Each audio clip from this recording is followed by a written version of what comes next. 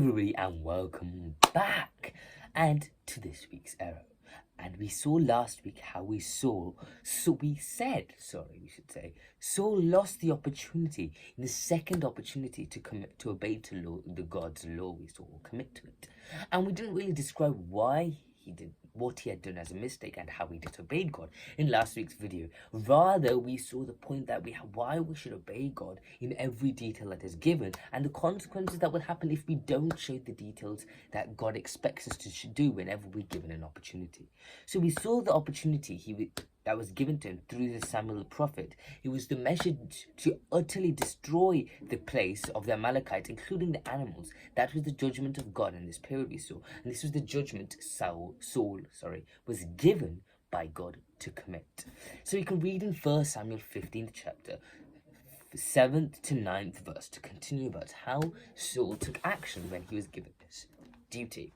So we see in Samuel 15th chapter, 7th verse, it says, Then Saul attacked the Amalekites all the way from Halvala to Shur, near the eastern border of Egypt. It's 8th verse, it says, He took Agag, the king of Amalekites, alive, and all his people he totally destroyed with the sword. But Saul and the army spared Agag and the best of the sheep and the cattle and the fat cows and lambs. Everything that was good, these were unwilling to destroy completely, but everything was despised and weak, they totally destroyed.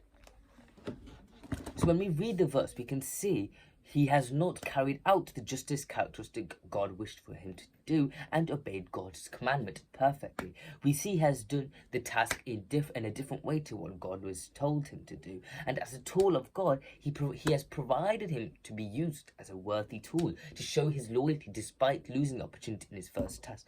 We see God has already warned him as well. We saw he was given the second opportunity after he messed up the first time.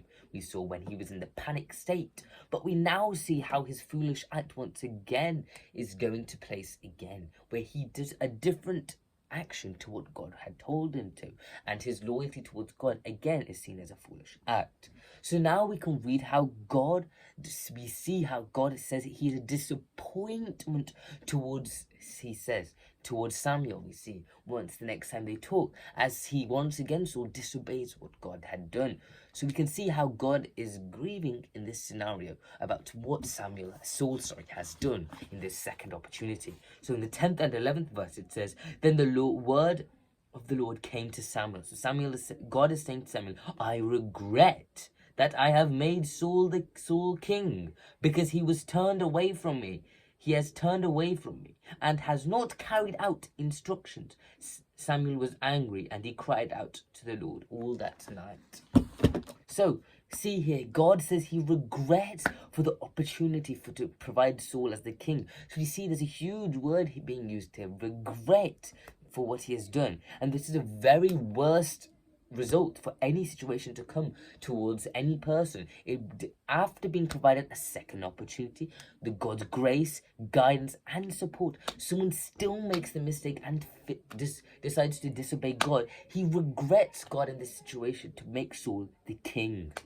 So now we continue to read about how he acted in a sinful nature even more after this situation. So Samuel the prophet went to meet Saul after this, and we see though, after he talks to God, Samuel goes to see Saul, but his mind and soul was full of pride, and he starts to boast himself to a huge extent after he's won the war against the Amalekites, despite disobeying God's instructions. And he made his own monument.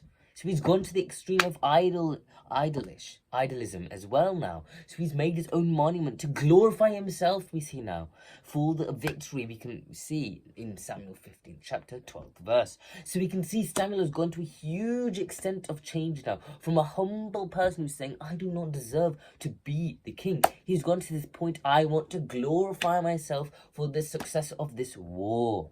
So let's read the verse, this 12th verse now. So it says, early in the morning, Samuel got up and went to meet Saul, after God told the message. But he was told, Saul has gone to Carmel. There he has set up a monument in his own honor and has turned and gone on to Gilgal. So we see him that he has no guilty feelings for his actions as well, and he just carries on his actions. He's now going to the city of Gilgal, once again most likely to glorify himself. So we see the extent that Saul has gone from now. His sinful nature is getting worse and worse. Once God had said he regretted for what Saul, making Saul the king, after he lost the second opportunity by not doing what God had commanded, and he did a various things to the Amalekites people, by example leaving the king alive when God told him to completely destroy them. This was only one thing he did wrong in the second opportunity. We see he did various things wrong and disobeyed God, we see in this situation. And his after this he gets even worse for him. We see that his mindset is full of pride and soul, that he becomes, well, he wishes to glorify himself for winning the war. So we'll see about how this ends out in the next week's video. So see you then. Bye.